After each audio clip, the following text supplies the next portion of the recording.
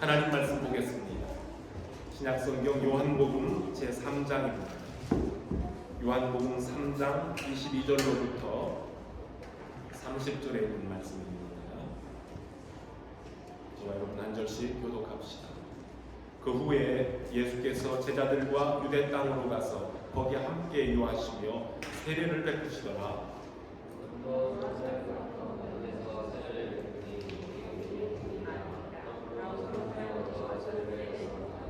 요한이 아직 옥에 갇히지 아니하였더라.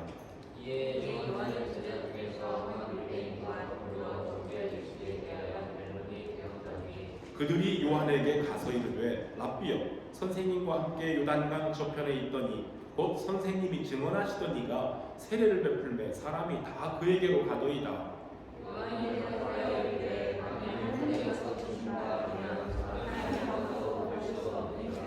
내가 말한 바 나는 그리스도가 아니요 그의 앞에 보내심을 받은 자라고 한 것을 증언할 자는 너희니라.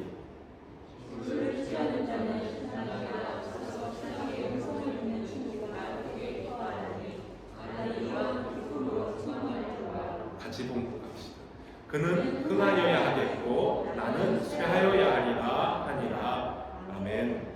오늘 이 말씀을 따라서 주님은 흥하고 나는 쇠하고라는 제목으로 함께 은혜를 나누고자 합니다. 말씀 듣기 전에 한번 기도하겠습니다. 하나님 감사합니다. 이 시간에 저희들이 말씀 앞에 섰습니다. 우리 주님께서 저희들에게 오늘날 주시고자 하시는 그 뜻이 무엇인지를 분별할 수 있는 시간 되게 하시고 말씀을 증거하는 자와 말씀을 받는 우리 모든 성도들이 함께 성령 안에서 하나 되며 은혜의 자리로 나아가게 하여 주시옵소서. 예수 그리스도의 이름으로 기도합니다. 아멘. 우리 교회가 1월 초에 신년도 교회 봉사자들을 임명했었고요. 또 오늘도 추가로 재직으로 섬기실 분들 그리고 청년부를 위해 수고할 일꾼을 임명했습니다. 교회의 규모가 크던 작던 교회 안에는 사람들이 모인 곳이기 때문에 다양한 봉사 부서들이 조직이 되고 또 함께 수고할 일꾼들이 필요합니다. 우리 교회도 비록 작은 공동체이지만 교역자들이 있고 또 집사님들이 계시고 여러 또 봉사자들이 각 분야에서 각자 받은 달란트와 직분을 따라서 열심히 주의 몸된 교회를 섬기고 있는 중입니다. 참 감사를 드립니다. 지난달 말씀드렸던 것처럼 사도 바울은 젊은 목회자 디모데에게 편지를 보냈을 때에 교회를 큰 집으로 비유하면서 그 집에는 많은 일꾼들이 있는데 그 일꾼들을 그릇으로 비유를 한 적이 있습니다. 큰 집에는 금그릇과 은그릇과 또는 나무와 질그릇들이 있어서 귀하게 쓰이기도 하고 천하게 쓰이기도 한다고 했어요. 근데 이때 귀하게 또는 천하게 쓰인다는 것은 금, 은, 동, 철 이런 가격의 가치의 순서에 따라서 더 귀하고 아주 천한 그릇이 있다는 말씀이 아니라고 했습니다. 교회 안에는 금그릇처럼 아주 귀중한 직분이 있는가 하면 또 질그릇이나 나무그릇처럼 함부로 불려도 되는 천박한 또는 비천한 직분이 있다는 말이 절대로 아니었습니다.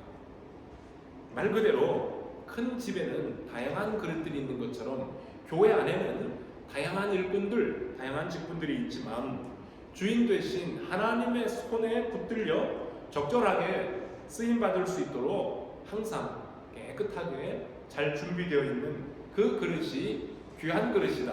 이렇게 성경은 말씀합니다.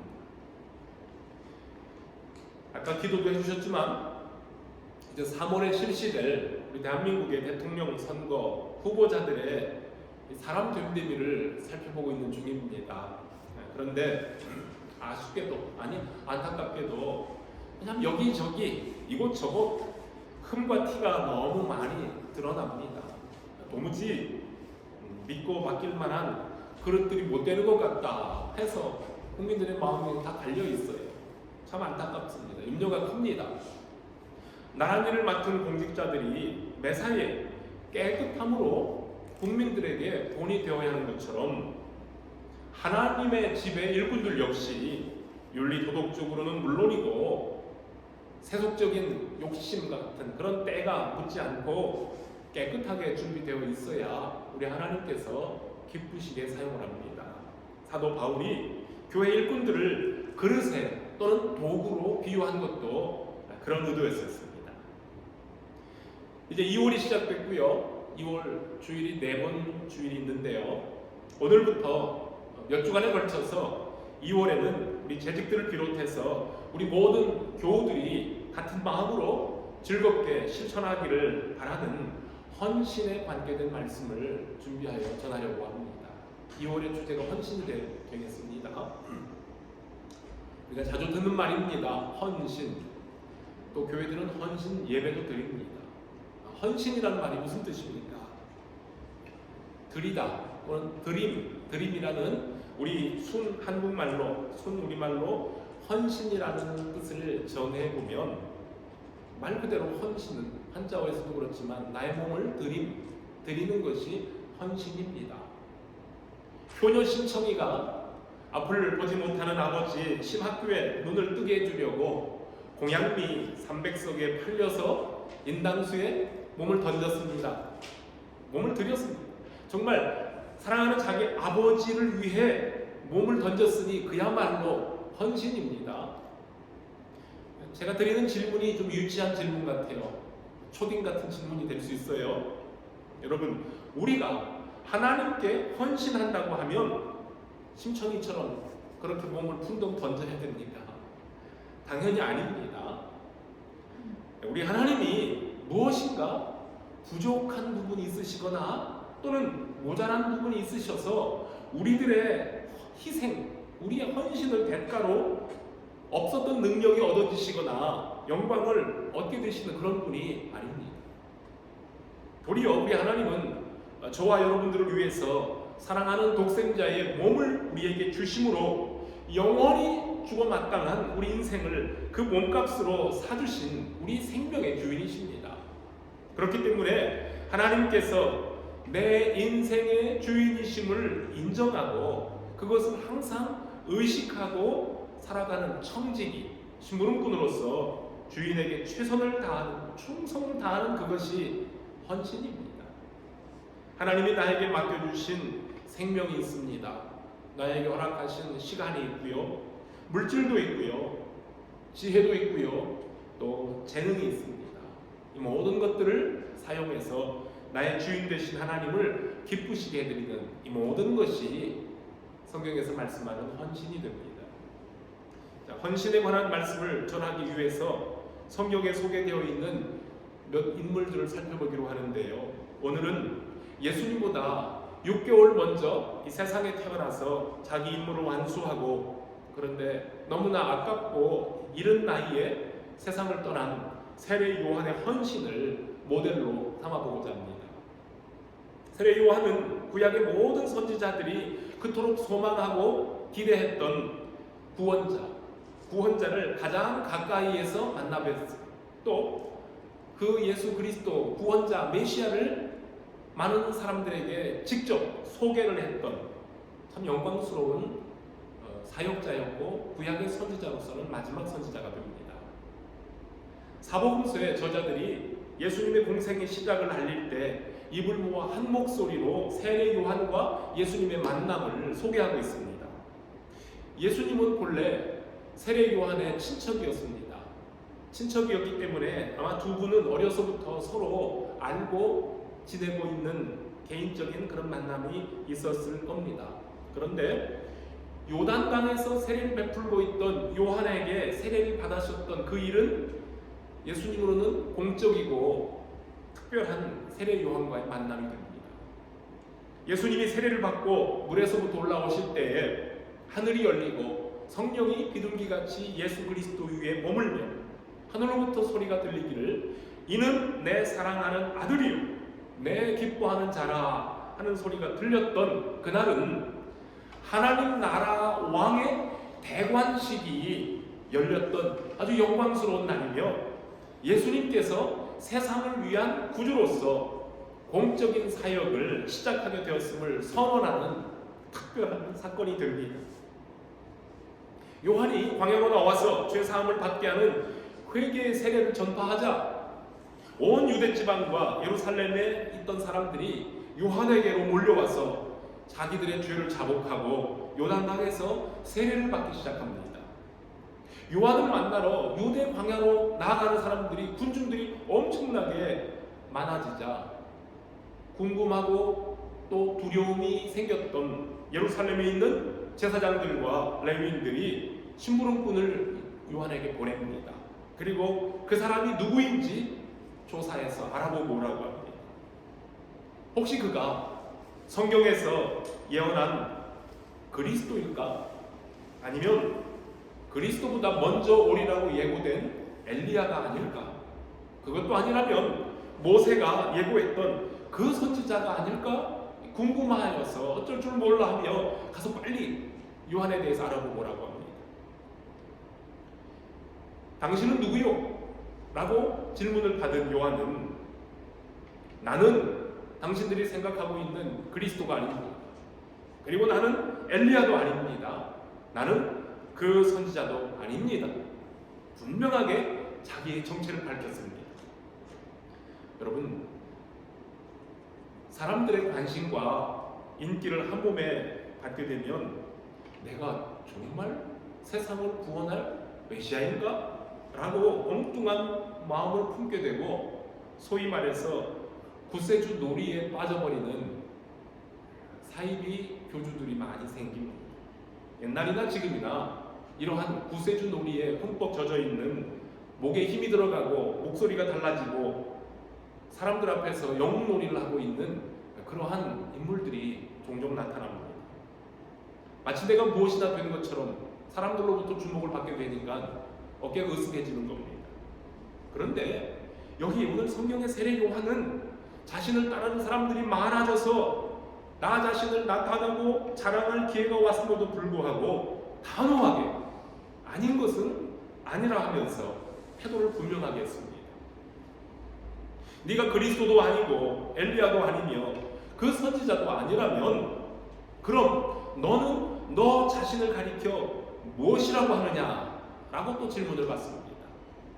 그때 요한은 나는 이사야 선지자의 말과 같이 주의 길을 곧게 하라고 광야에서 외치는 자의 소리라고 합니다. 우리가 아는 것처럼 여러분, 소리는 의미를 전달한 후에는 흔적도 없이 사라져버립니다. 그것이 보이지 않는 소리의 사명이기도 합니다. 주의 길을 예비하고 주가 오심을 알리라는 사명을 받은 나 요한은 나의 몫을 다하면 사라져야 할 소리에 불과합니다. 그러므로 여러분은 광야에서 외치고 있는 나 인간 요한을 주목할 필요가 없습니다. 나는 소리일 뿐입니다. 이것이 자기 사명이 무엇이고 자기가 설 자리가 어디인지를 분명하게 알고 있는 요한의 대답이었습니다. 그들이 기대했던 대답이 아니라 약간은 김이 빠져버린 사람들이 또 한 번 질문을 합니다. 그렇다면 네가 무슨 자격으로 이 사람들에게 세례를 주고 있느냐? 하고 따져들자 그때부터 요한은 본격적으로 오실 메시아 그분에 대하여 소개하기 시작합니다. 나는 물로 세례를 주지만 내 뒤에 오시는 분은 나보다 능력이 많으신 분이니 나는 그분의 신발끈조차 감당할 수 없는 비천한 사람입니다. 나는 여러분들에게 물로 세례를 주지만 내 뒤에 오신 그분은 성령으로 불로 세례를 주실 분이요 라고 하며 오실 그분과 자신의 위치를 분명하게 합니다. 나는 잠시 있다가 사라지는 소리에 불과하다고 하더니 이번에는 나는 그분의 신발끈 풀기도 감당치 못한 낮은 종입니다. 사실 세례 요한이 이 말씀을 하고 있는 그 시대에 높은 사람들을 모시고 있는 하급 직원들은 고관 대직이 이동할 때에 신발을 모시고 다녔답니다. 그래도 높은 사람의 신발 묶어주고 신발 들고 다니는 것도 상당히 자부심을 가지고 있는 종들이 있는데 세례 요한은 나는 예수 그리스도의 신발끈조차 감당할 수 없는 낮은 사람이라고 자신을 겸손하게 표현한 겁니다. 세례 요한도 처음에는 자기의 친척 동생인 나사렛 예수가 하나님의 아들 구원자라는 것은 잘 몰랐을 겁니다.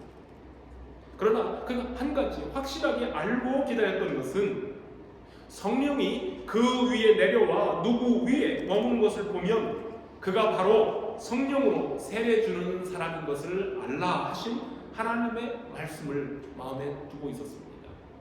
그 말씀을 마음에 두고 있던 요한은 어느 날 요단강으로 찾아오신 예수님께 세례를 베풀 때에 성령이 하늘로부터 비둘기같이 내려와 그리스도 위에 머무는 것을 보고 나사렛 예수 저분이 바로 그리스도이시라는 것을 깨달았고 그때부터 예수가 하나님의 아들이심을 적극적으로 증거하기 시작한 겁니다.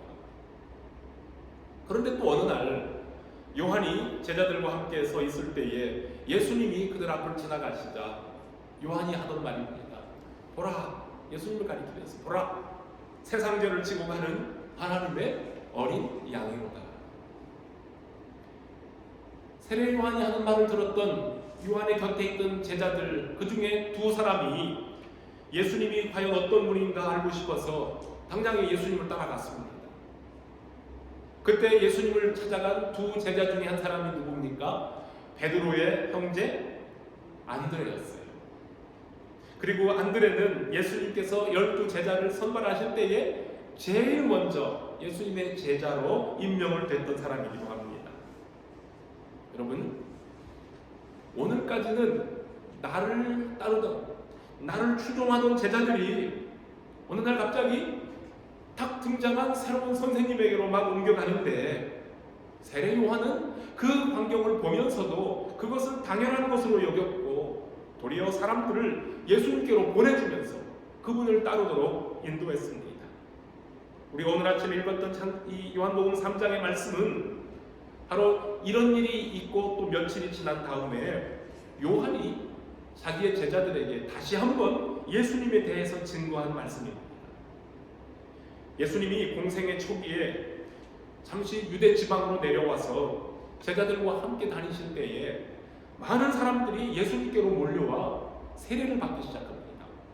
성경을 보면 사실은 예수님이 직접 세례를 주신 것보다는 예수님의 제자들이 세례를 주었다고 했습니다. 그런데 어쨌든 전에는 유대와 예루살렘으로부터 몰려온 사람들이 요한에게 와서 세례를 받았는데 예수님이 광야에 등장한 이후로는 예수님 쪽으로 더 많이 가고 세례 요한 쪽으로는 점점 오는 사람들이 줄어듭니다. 여러분, 이제까지 내 집으로 오던 손님들이 건너편 길에 새로 오픈한 매장의 그 신선함을 맛보기 위해서 궁금해서 다 새로운 매장으로 몰려가는 것을 본다면 경쟁업자의 속이 어떻겠습니까? 불안하죠. 불안하고 섭섭합니다. 어쩌면 자기 선생님에게 오던 사람들이 예수 선생이 가는 모습을 보고 있던 세례 요한의 제자들의 마음이 그랬을 겁니다. 언짢았을 거예요. 결투가 나고 속이 상한 요한의 제자들이 참다 못하고 요한에게 불평을 털어놓는 겁니다. 선생님, 전에 선생님이 말씀하신 그 사람이 세례를 주니까 사람들이 다 그리로 갑니다. 예수님께 대한 요한의 가르침과 진심이 무엇인지 아직 제대로 깨닫지 못하고 있던 제자들은 예수라는 사람이 자기 선생님의 명성과 그 존경을 가로채버리는 경쟁자라고 했습니다. 더군다나 우리 선생님한테 세례를 받은 그 사람이 선생님께 감사합니다 인사하기는커녕 경쟁자로 나서는 것처럼 보이는 아주 배은망덕한 인물로 본 겁니다. 그래서 예수라는 이름 대신에 그 사람이라는 거예요. 선생님, 그 사람이 세례를 주니까 사람들이 다 그리 갑니다 라고 하며 예수님의 존재를 애써 무시해버리려고 했어요. 이런 태도를 가진 제자들에게 요한이 대답한 오늘의 말씀은 예수님을 구주와 왕으로 모시고 그분께 헌신하는 우리들도 가져야 될 귀한 마음이고 헌신자의 진정한 모범입니다. 자, 요한이 대답을 했습니다. 오늘 본문에 뭐라고 했습니까? 만일 하늘에서 주신 것이 아니라면 사람이 아무것도 받을 수 없느니라. 하늘로부터 온 것이 아니면 사람이 아무것도 못 받는 거예요. 예수님의 능력과 권세는 땅에서부터 얻어진 것이 아니라 하늘로부터 하나님께 받은 것이니 사람들이 그분에게 가는 것은 당연하다라는 말입니다. 예수님은 나 같은 사람과 비교될 뿐이 아니라고 이전에도 여러 번 제자들과 사람들에게 알렸었습니다. 그러니까 내가 그리스도가 아니라 그분 앞에 보냄을 받은 사람이라고 했던 나의 말에 대하여 너희들은 증인이 되어줘야 된다 라고 하며 오해하고 있는 제자들을 바로 잡아주고 있습니다. 그리고는 신부를 맞이하는 신랑 곁에서 함께 즐거워하는 신랑 친구들의 즐거움을 비유로 들어서 예수님과 자신의 관계를 또 설명합니다. 우리나라 전통 결혼 풍습에도 신랑의 친구들이 함지기를 하면서 함사시오 하면서 동네방네 떠나가도록 유쾌한 소란을 막 피우는 것처럼, 시끄럽게 하는 것처럼, 유대인의 결혼식에는 신랑의 친구들이 신부의 집 앞에 가서 신랑이 도착했다고 큰 소리로 외치면 신랑을 기다리고 있던 신부 집의 부모님들과 신부의 친구들이 마중을 나와서 신랑을 영접해 신부가 있는 집으로 인도합니다. 그러면 신랑은 싱글벙글 입이 벌어져서 신부를 맞이하고, 또 그렇게 기뻐하는 신랑을 보는 친구들은 마치 자기들이 장가가는 것처럼 기뻐하며 즐거워했던 겁니다. 요한은 주인공 신랑이 아니라 신랑이신 그리스도의 들러리 역할을 하는 사람이었습니다. 들러리를 맡은 친구는 정결하게 단정한 신부를 신랑에게 무사히 인도해 주는 것으로 자기의 책임을 다합니다. 요한은 그리스도께 인도하는 사명을 다 완수했고 신랑 되신 주님께서 기뻐하시는 것을 보는 것으로 본인 자신도 기쁨이 충만했습니다. 그것으로 들러리 역할을 다 했다는 겁니다. 사도 바울도 같은 말을 합니다. 사도 바울도 자기 자신이 정결하게 단장한 처녀인 성도들을 남편이신 그리스도에게로 인도하는 일을 담당한 중매쟁이라고 그렇게 소개한 적이 있습니다. 들러리가 자기가 맡은 일을 다 했으니 이제부터는 신랑이신 그분은, 오늘 본문에 뭐라고 했습니까? 그분은 흥하고 신랑의 친구인 나는 쇠하여야 마땅하다 하는 것이 세례 요한의 대답이었습니다. 여기서 흥하고 쇠한다, 이 NIV 영어 성경에서는 인크리스와 디크리스로 이렇게 비교를 하고 있어요. 여기 흥하고 쇠한다는 말은 우리 주님은 잘 되고 반대로 나는 쫄딱 망해야 된다, 그런 뜻이 아니에요. 여러분, 할 수만 있으면 예수님이 흥하고 같이 있는 친구들도 같이 흥하면 더 좋지 않겠어요? 근데 굳이 왜 세례 요한은 반대로 비교해서 그렇게 말을 했을까요? 주님은 지금부터 무대 전면에 나서서 주인공으로 활동하실 것이고, 그분은 점점 흥해질 것이며, 주어진 역할을 모두 마친 나 요한은 이제부터 무대의 뒤쪽으로 퇴장해야 된다, 사라져야 된다. 그것이 하나님의 뜻이라는 말이었습니다. 헌신은 하나님이 흥하게 되심을 기뻐하면서 나의 존재는 슬그머니 사라지는 겁니다. 하나님의 이름은 높아지고 나는 낮아집니다. 그리스도께서 크게 되시고 나는 작아집니다. 주님의 말씀은 드러나고 나는 감추어지는 것, 이것이 헌신입니다. 헌신을 다짐하는 사랑하는 성도들도 이러한 마음으로 1년 내내, 아니 주님 부르시는 그날까지 충성 다하시기를 바랍니다. 주님은 흥하고 나는 쇠하여야 하리라는 말씀은 특별히 저와 같은 강단에 서서 목회하는 목회자들과 그리고 교회 리더들이 무뎌진 그 양심을 예리하게 찌르는 두려운 말씀이기도 합니다. 오늘날 목회자들과 교회 중직자들이나 대중들 앞에서 자신들의 이름을 알리고 얼굴을 알리느라고 분주한 기독교 문화 사역자들, 그리고 각종 은사를 따라서 일하고 있는 모든 일꾼들이 가슴에 새기고 들어야 될 말씀입니다.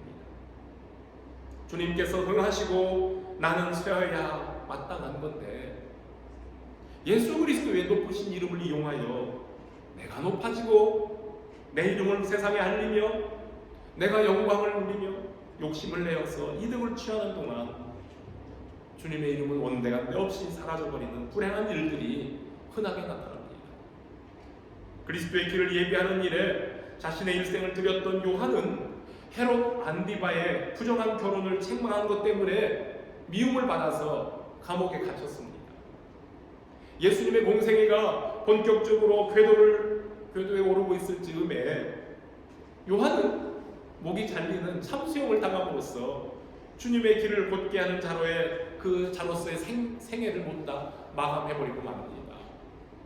나는 광야에서 외치는 자의 소리에 불구하고 그분이 응하고 나는 쇠해야 한다고 했던 그의 말처럼 주님의 이름이, 나사렛 예수의 이름이 온 유대와 이스라엘 사방을 향해 힘차게 퍼져나가고 있을 때 요한은 어두운 감옥에 갇혀서 거기에서 목이 잘렸고 그 머리가 쟁반에 담겨서 헤롯의 생일잔치 자리에 나오는 것으로 30세의 짧은 생을 마치고 맙니다.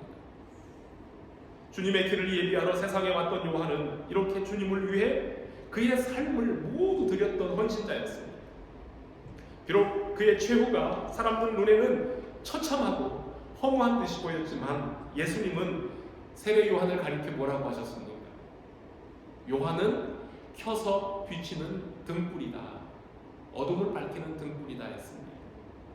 또 말씀하시기를 여자가 낳은 자 중에 요한보다 큰 이가 없도다.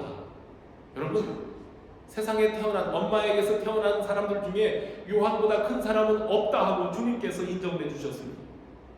세상이 나를 알아주지 않을지라도 하늘의 왕이신 예수 그리스도께서 나를 이렇게 인정하시면 여러분 그보다 더 큰 기쁨이 어디 있겠습니까? 사람들의 눈에 잘 보이려고 또 칭찬과 인정을 받고 싶어서 몸살이 난 사람들은 이 세상에 많고 많습니다. 어떻게든 자기 자신을 돋보이게 하려고 부지런히 선전하고 홍보하는 내용을 올립니다. 이런 세상에서 우리 주님은 오늘도 감추어진 곳에서 묵묵히 이름도 없이 빛도 없이 헌신하는 참된 일꾼들을 찾고 계십니다. 여자가 낳은 자 중에 요한보다 큰 이가 없다고 칭찬하신 주님은 그런데 또 말씀하십니다. 요한을 이렇게 높여주셨던 주님은 그러나 하나님의 나라에서는 극히 작은 자라도 요한보다 크다 하십니다. 여러분, 요한은 하나님의 나라가 그리스도와 함께 우리 가운데 임하는 것을 예비했던 사람이에요. 준비하고 선포했던 사람이에요. 회개하라 천국이 가까웠느니라 선포했던 사람입니다. 그리고 예수 그리스도가 오심으로 그 하나님의 나라가 막 시작하는 것을 보고 떠나간 옛 언약에 충실했던 옛 선지자 중에 한 사람이었어요. 그러나 예수 그리스도를 직접 만나보고 그분을 사람들에게 소개했던 영광스러운 사역자였습니다. 그에 비해서 그 요한에 비해 지금 현재 예수 그리스도와 함께 지내면서 그분의 말씀을 받아들이며 순종하고 있는 사람은 하나님의 나라 시민으로 살면서 예수 그리스도를 통해 절정에 이른 하나님의 계시를 밝히 이해하고 있다는 점에서 세례 요한보다 크다, 그런 뜻입니다. 더 나아가 신약의 성도들, 예수 그리스도의 십자가의 죽으심과 영광스러운 부활을 목격한 증인들, 신약의 성도들, 그리고 더 나아가 오늘 우리들입니다. 저와 여러분들, 우리들 완결된 하나님의 계시인 신구약 66권 이 성경 말씀을 통해, 그리고 우리의 심령 가운데 늘 함께 하시며 우리를 삶의 바른 길로 인도하고 계시는 성령 하나님의 도우심을 받고 살아가는 저와 여러분들은 지극히 복된 사람들입니다.